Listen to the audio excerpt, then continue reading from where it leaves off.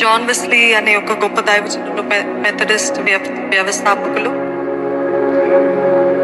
ఆయన సేవల ముందుకు వెళ్తున్నప్పుడు 17వ సంవత్సరంలో ఒక అతన్ని చూస్తాడంట. పోర్టర్ అంటే ఇప్పుడు కూలీ పనులు చేస్తారు కదా రైల్వే స్టేషన్లో, ఆ బ్యాగేజ్ క్యారీ చేసుకుంటూ వెళ్తారు కదా మన లగేజ్ అంతా.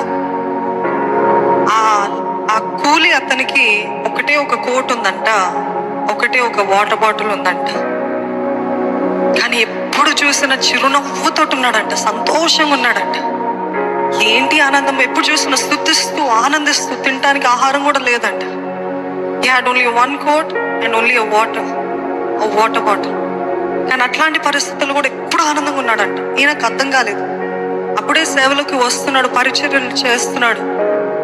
ఆయన వెళ్ళి అడిగాడంట, ఏంటి మీ దగ్గర ఉండటానికి ఇల్లు లేదు, పడుకోవడానికి ఒక పడక లేదు, మీరే వేసుకునేది ఒకటే కోట్, మీ దగ్గర కేవలం ఒకటి నీళ్ళనే, తినడానికి తిండి లేదు, కానీ ఇంత సంతోషం ఏంటి అని అంటే, why are you praising God, why are you so happy అని అంటే తను అన్నాడంట, మొట్టమొదటిగా దేవుడు నాకు ఇచ్చిన జీవాన్ని బట్టి దేవునికి స్తుతులు చెల్లిస్తున్నాను అన్నాడు. హల్లెలూయా.